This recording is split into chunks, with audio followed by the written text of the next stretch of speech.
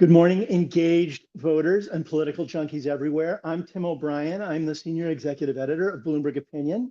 I'm here with two of my esteemed colleagues who are also political wizards and columnists, Mary Ellen Kloss and Patricia Lopez. And in a political race that seems to have been changing by the day and by the week, we are here today to talk about Kamala Harris's possible vice presidential picks, which have become a very consequential, strategic, and interesting thing to consider in the wake of a few weeks of developments that have included the Republican National Convention, Joe Biden dropping out of the race, and Donald Trump surviving an assassin's bullet. There couldn't be more surprises in this race. And while the VP pick may not be a surprise that it's at the same level of those, recent events, it's still compelling and crucial because it will be a factor in Kamala Harris's appeal to voters. So let's jump right into it. Patricia, the short list now, you have Mark Kelly, Josh Shapiro, Tim Walz, and maybe as a further outlier, Pete Buttigieg. But the short list seems to be those first three. The list I just mentioned, it's all men, it's all white men. And before we get into discussing the virtues or weaknesses of each of those guys, I want to ask a more kind of macro question, which is, does it have to be a white man running with Kamala Harris at this moment in time? It's what seems to make the most sense right now. I think if she would pick a woman, there's already trouble attracting white male voters. We've seen that in some polling, and so it would be a daring choice to do that. But I'm not sure this is the right time to double down on females and have a ticket that at least some, men are going to perceive as excluding them. I mean, it's been, two males since forever, but this is a very different situation with a black female at the top of the ticket. In this case,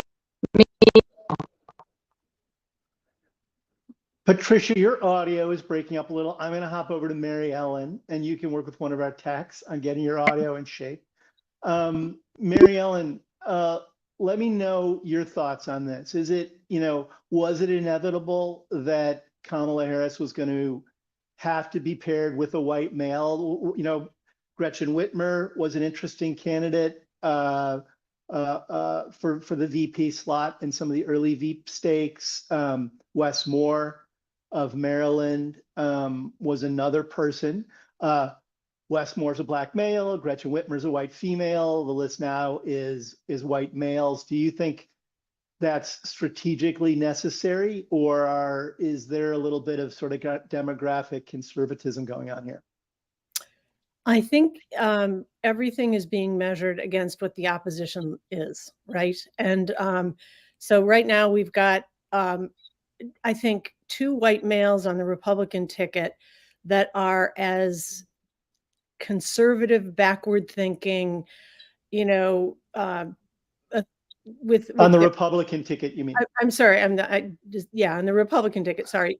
So with Trump and Vance, and so there is this dynamic that they are so extreme that in some ways, I don't think they want to go with two women or two blacks. I think they're trying to find where's the middle. And that is part of their thinking with getting white men, I think. But I think there's also another dynamic at play. I do believe this country's ready for a female president. But the people that are less, according to polls, the people that are less ready are often older voters. And they're the ones that show up to vote. And so there may be a little bit of, we want to reassure folks. Now, as we all know, this race is going to be decided on the margins. People are pretty fixed with who they're going to vote with. And it's just a matter of finding enough votes, which with that, whatever that looks like, to get the winning candidate over the top. And so I think part of Harris's calculation here is we will do no harm. We're not going to turn anybody off. But we're still going, and she's exciting a lot of people because of who she is at the top of the ticket. But let's get somebody who's competent and capable, and who maybe meets some of these other male demographics that Patricia was talking about. And so I think that's why her decision to go with a white guy is a good idea.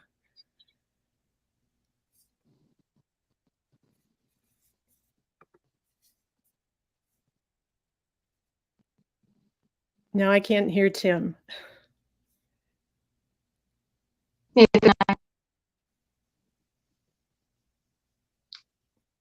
Tim, we can't hear you.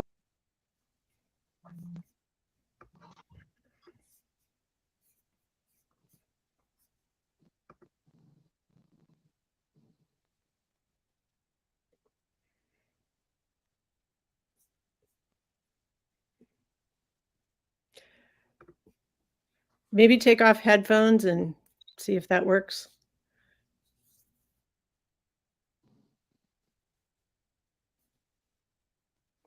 Anyway, well, Patricia, maybe you and I can keep going here. We can't hear Tim. I was looking at Josh Shapiro, and I think that he is a very wise choice. You've looked at Tim Walz a little bit. Where are you when it comes to Tim Walz? Why do you think he should be the selection? Well, I mean, I think he makes sense for a lot of reasons. He's a Midwestern governor. He's experienced, Shapiro, for instance. Not against Josh Shapiro. I just think that he also cuts a very different profile. He's not a lawyer. He's not an attorney general. Both Josh Shapiro and North Carolina Governor Cooper, both background. I'm so sorry for those who are watching here. Patricia's audio is not working good. So yours. I can only hear about every word you say. Okay. I'm not sure what. Yeah.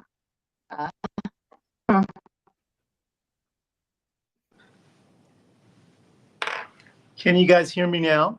Yes, we can. Good job. All right, let's try it this way with old-fashioned iPhone audio. Mary Ellen, I left it off earlier. I think you were asking Patricia about this too, but to what extent, this is still a swing state race. I think Harris brings a lot of new energy to this, a lot of new engagement among Democratic voters. But one of the issues here, maybe this is deeper engagement among committed Democratic voters, and may not engage moderate or independent swing state voters around whom this race still revolves. That obviously matters in terms of who her VP pick is, and we'll get into that shortly. But do you think there's any reason to think that the core swing state dynamics haven't changed? No, I don't. I do think that the swing states will carry this, will make the difference. They will be the pivot in this election, and the reason is that people they somewhat know Kamala Harris, but she actually is in a position where she can help define herself better. But everybody knows Donald Trump, and so I do think that the swing states and that is where this race will be decided. And this is what I find very interesting. The fact that Josh Shapiro comes from the biggest state of them means, and people know him and he's popular, I think that works to his advantage, because we have the most compressed cycle we've ever seen for a presidential race. It's like 100 days and it's a sprint to the finish. And while Donald Trump has that short amount of time to introduce J.D. Vance, and Kamala Harris has that amount of time to introduce her VP. I think for that reason, the VP pick may, and who he is may not matter unless it's a negative. And that's where we're already watching how it's easier to slam, and it's easier to talk about the bad stuff JD Vance's record has shown, and all the crazy stuff he's been saying and has said over the years. And I think that it's going to be easier for Kamala Harris's VP pick to be attacked. It's because that sticks better than trying to explain a record of somebody. So she's got to find somebody who will do no harm in that regard. Well, so let's talk about Josh Shapiro now. You had an excellent column about him today in Bloomberg Opinion, Mary Ellen, and let's go to a Josh Shapiro clip and then use that as a departure point to talk about him as a possible VP running mate to Kamala Harris. She is a fearless leader. She has always put people before the powerful, whether in a courtroom, in the halls of power, or in the office of the vice president. You could not have a clearer contrast between Kamala Harris and Donald Trump. And let me tell you something, he's pretty afraid. Well, that couldn't be clearer, could it, Mary Ellen? This is one of Josh Shapiro's virtues, I think, is he's a very effective speaker on the stump.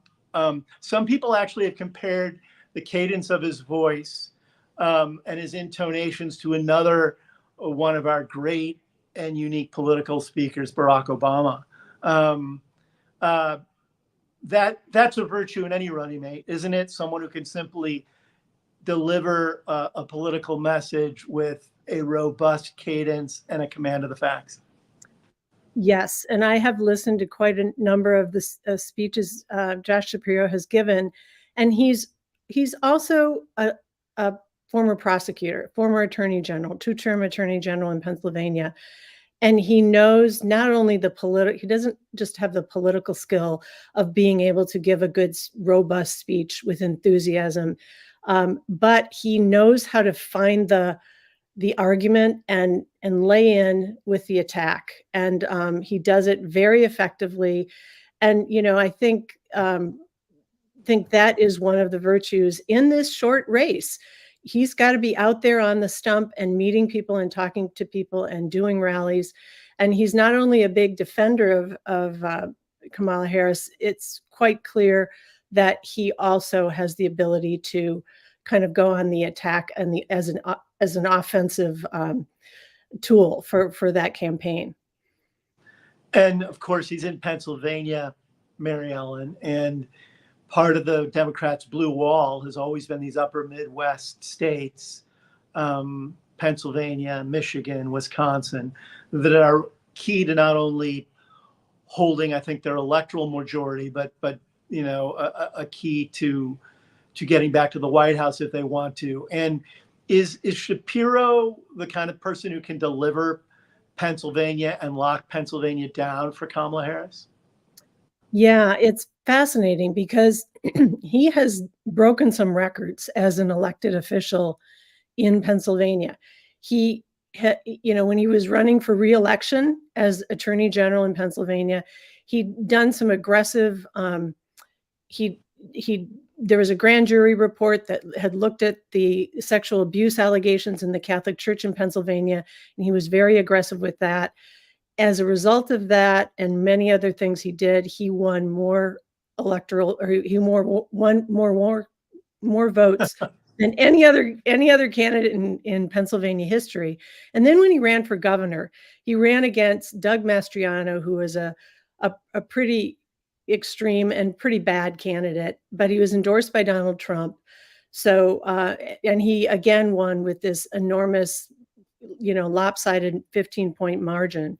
And in that process, I think there are people in rural Pennsylvania, conservative working class communities, who have gotten to know Josh Shapiro, and that will totally work to their advantage if Josh Shapiro is on this ticket. So yes, I think Pennsylvania, we don't know if that's the pivot state this cycle. Maybe Arizona, maybe Pennsylvania, but it's huge. And I think that's why Republicans are very concerned and have expressed as much. They really are hoping that Kamala Harris does not pick Shapiro as her running mate. Tell me on just a few issues, what does Shapiro bring to the table on a policy side that's useful for this election season? Well, he's had an interesting ride. He's only been, governor for 2 years, but he has pushed through some things. He's got a divided legislature, so you've got it's hard to get anything through, but he has managed. And one of the things that I think has been very impressive, on one hand, he has been an advocate of school vouchers, which on the left is something that is a negative, but he sees school vouchers as something that that should enhance the opportunities for children in struggling and low performing schools. So while the legislature pushed through a voucher plan, the Democrats urged him to veto it. They did veto it, but they came back with an opportunity scholarship alternative. In the process, Shapiro didn't just say, okay, we're going to just stop with that. He put $1.5 billion of new money in the education system. He's fixed recruiting for teachers. He's found ways to, he's bringing universal school lunches to all schools so that kids don't start their day hungry.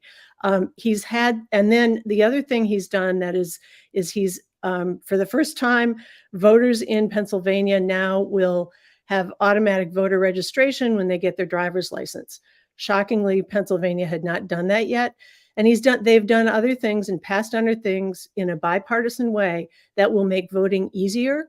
And that is a progressive agenda. So I think he has done some things in spite of this divided government that I think will work very well as a record, as he's going forward trying to deal with polarized country. Right. And then, another thing that has been raised about him as a possible hurdle is Josh Shapiro is Jewish. Kamala Harris's husband is Jewish. There's been observations that a heavily Jewish ticket might present issues with voters. Again, the demographics of voters, strategic placement of voters in swing states. Do you think that's an issue, or is that much ado about nothing? I do think it's an issue if there's enough voters who are going to on the left who are going to vote against him because of his strong support of Israel. He has also due to the Gaza conflict and the divisions that have risen around the Gaza conflict. Yeah, the Gaza-Hamas war.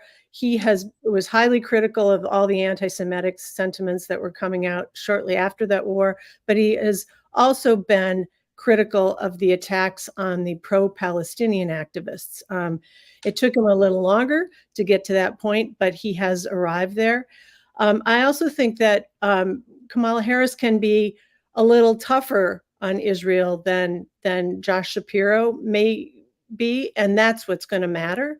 I don't think Shapiro has come straight out and asked for a ceasefire, and I'm not sure where he is on the two-state solution.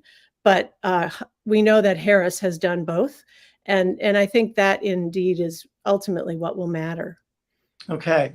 I want to remind our audience out there that we'll take questions from you. So please post them and we will get to them as we can as we move through this show. Apologies for some of our technological challenges in the top of the show. My colleague, Patricia Lopez, is back on with us. And just in time, Patricia, how are you? Good. Can you hear me? Yeah. I wanted to turn to Tim Walz and get your take on him as a possible VP pick for Harris. Let's tilt really quickly to a Tim Walz clip, and then we'll come right back.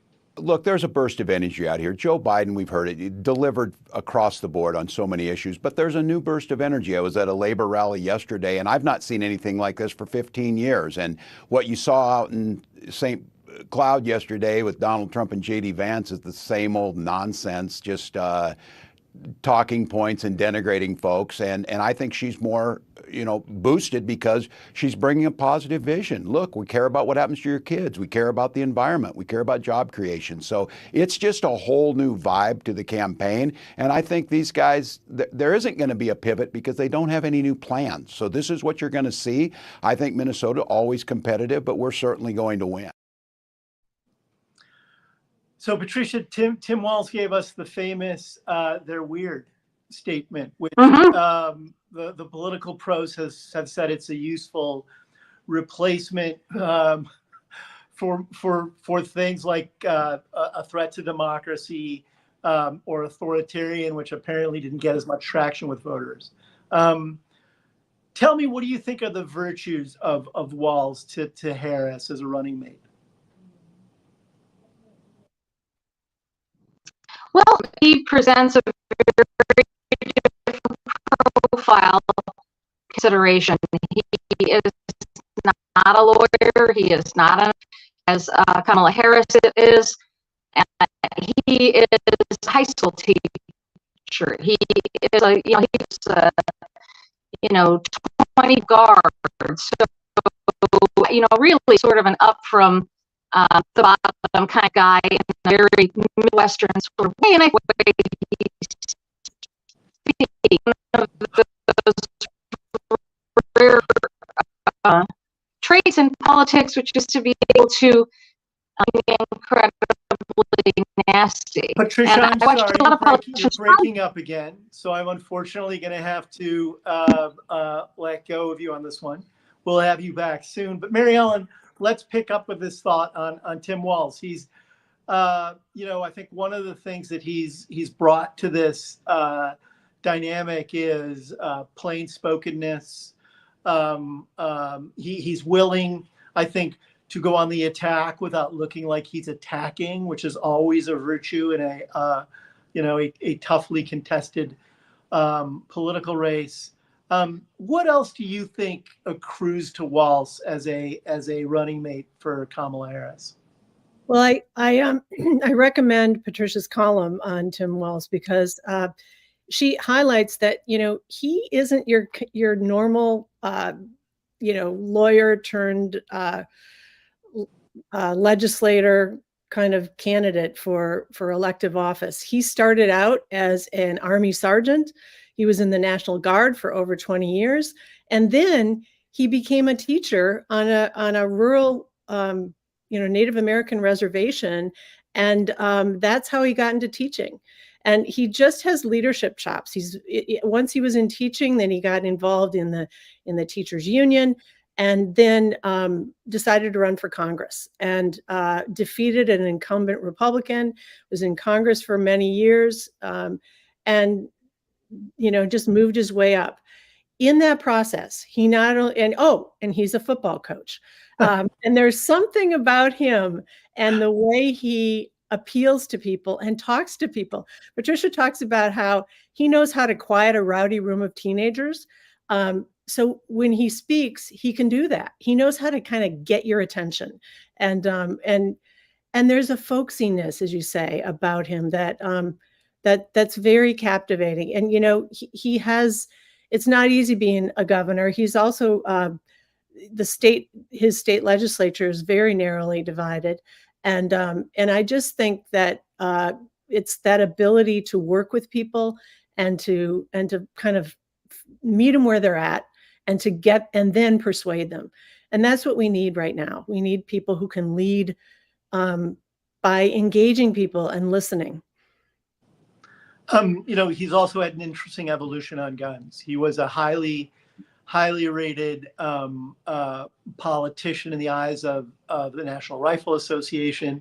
The NRA gave him, top marks for a long period of time.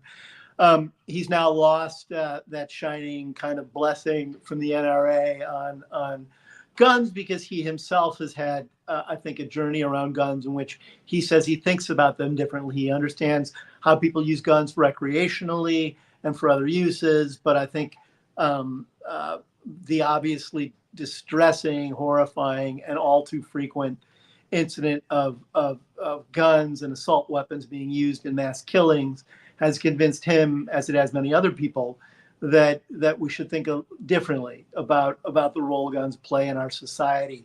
And he's been candid about that evolution, hasn't he? Yeah, and I find that very refreshing, because I think there are many like him in who are gun advocate or gun enthusiasts as for their own recreation or basic safety, but they're not absolutists, and they're not people who say, yes, we need to be able to give access to every 20-year-old that wants an AR-15 so they can get on the top of a roof and shoot at crowds.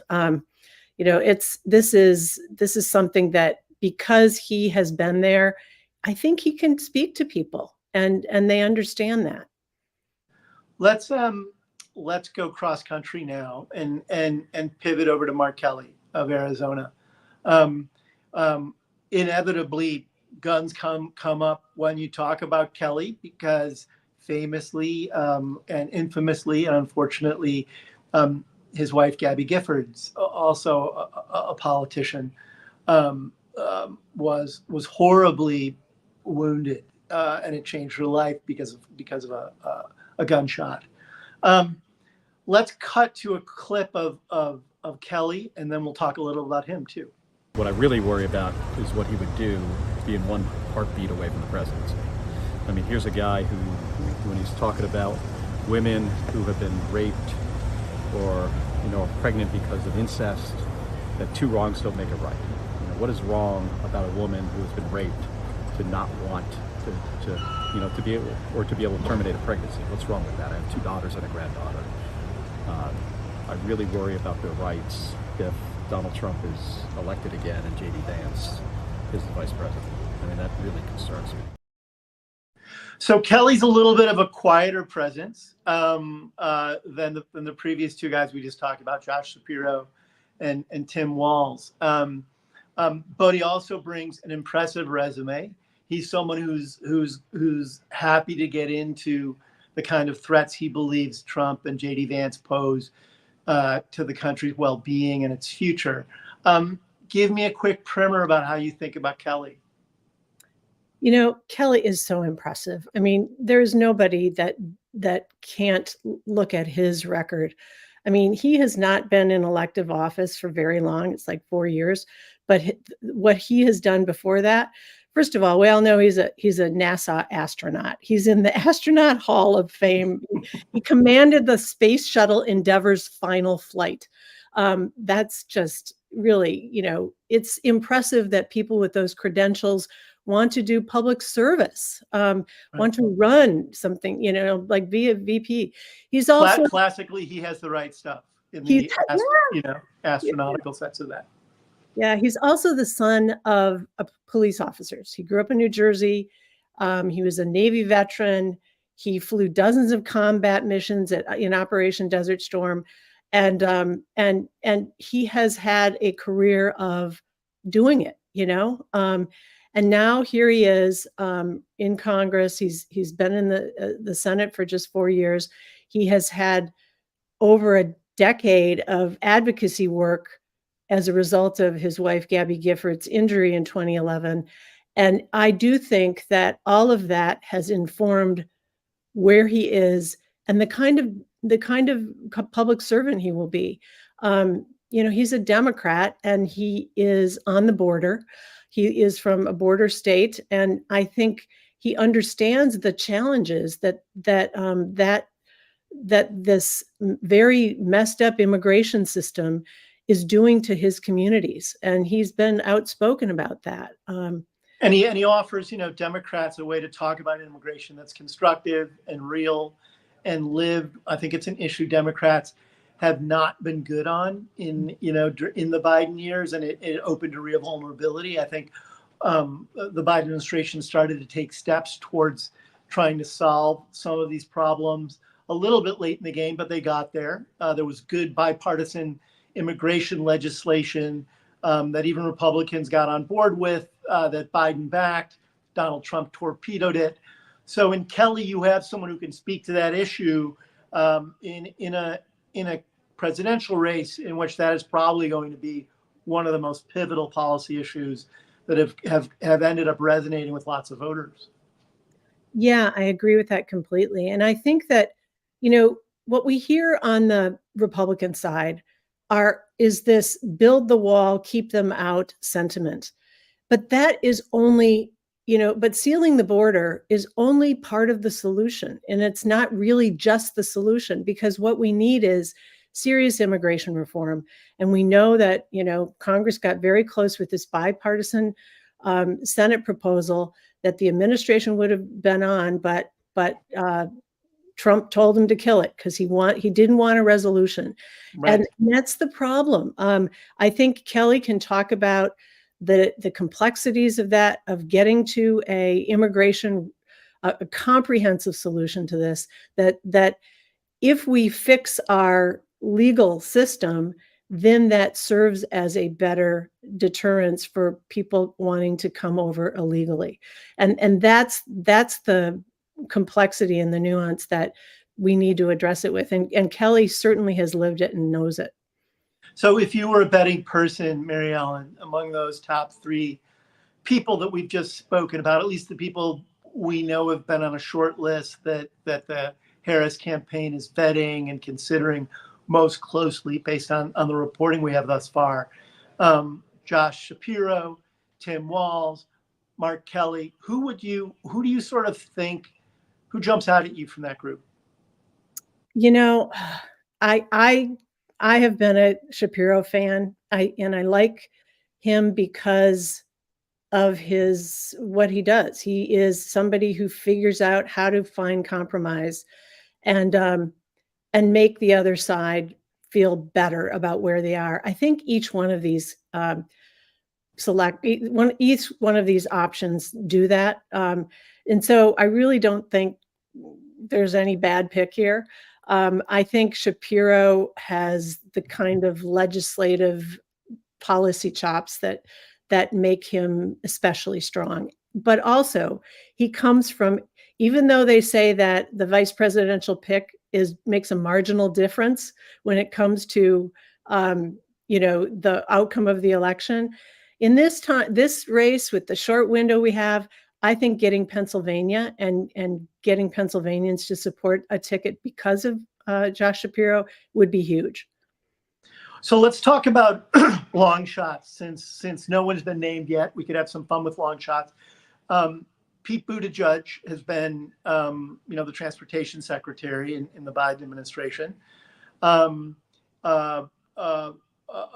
name that has popped up, not at all as a sure thing, but as someone Harris might consider. And let's go to a quick Pete Buttigieg clip and then use that as a departure point. Let's get real. Border crossings are down in the wake of President Biden's executive actions that he took after Congress failed to act. So he could have taken action. He wanted Congress to resolve that because that would have been more durable. But when Trump came in, talked Republicans out of their own bipartisan project because he didn't want the issue to get better. Remember, the worse things are at the border, the better things get for Donald Trump. So he has a... I think Buttigieg in recent days has reminded voters of what an unusual public presence he has. He is incredibly calm. He's incredibly in control of the facts. He has a wide range of authority on different issues. He's very fast on his feet. I think interlocutors routinely try to trip him up, and he always has inventive, telling, and insightful comebacks that are more than just comebacks. They're actually little tutorials. But he is not sailing along into the top three. Do you think that that's right? Do you think he is a long shot at this point, Mary Ellen, or do you have other thoughts? I think he is probably the most effective public speaker when it comes to prosecuting the case against Donald Trump that the Democrats have. And, he is so talented but he's also very young, and he's been a mayor of a small city in Indiana, and then thankfully Joe Biden made him transportation secretary, where he has done a good job.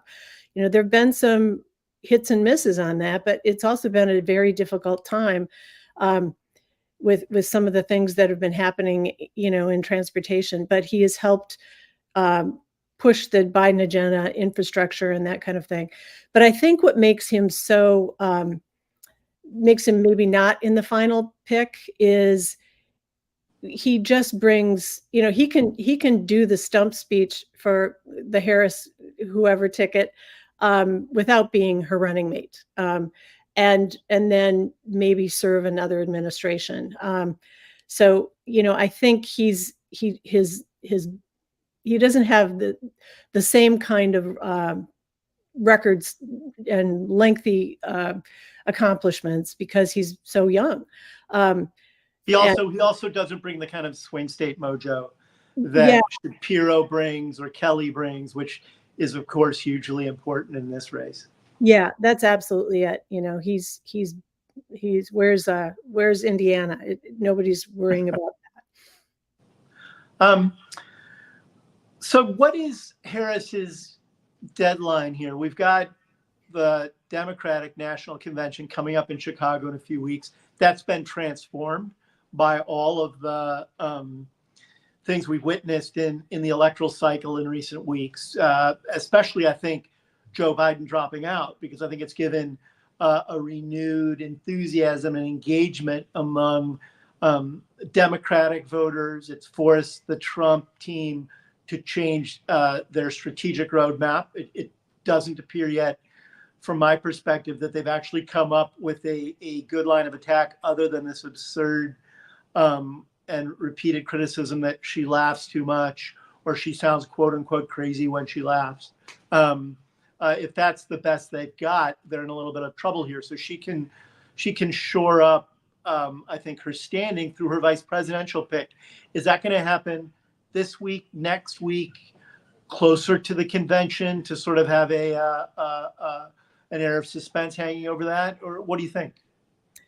Well, I think we are going to see it within the next 6 days. Next Wednesday, August 7th, is the deadline for they're going to have their virtual delegate selection, because they want to just be sure that by picking the nomination, the delegates will nominate Harris and whoever the vice presidential pick is. And they're doing that because they want to be sure that they can make it to all the state ballots. There is still some question about whether some states require an earlier deadline. Because of the Olympics this year, they had to move the convention back a little bit later. And that has created some complexities with this delegate nomination schedule. So they're going to do a virtual convention on August 7th. And I believe that we will know within a week who the vice presidential pick is, simply because of that deadline. I think it's been very interesting, because we have watched as each one of the people we've spoken about this morning have actually been on the campaign trail, doing campaign rallies, doing interviews on cable television, doing interviews with reporters, and being out there. And this is a pretty effective way for the Harris campaign to be testing them and sort of vetting them. And then you've got journalists writing about their records. So they're doing some of the digging as well. I think that Harris will push it and wait until this weekend at the very earliest before she makes a decision. But she's also got to make sure that delegates are on board with it. And I don't think that's going to be a problem.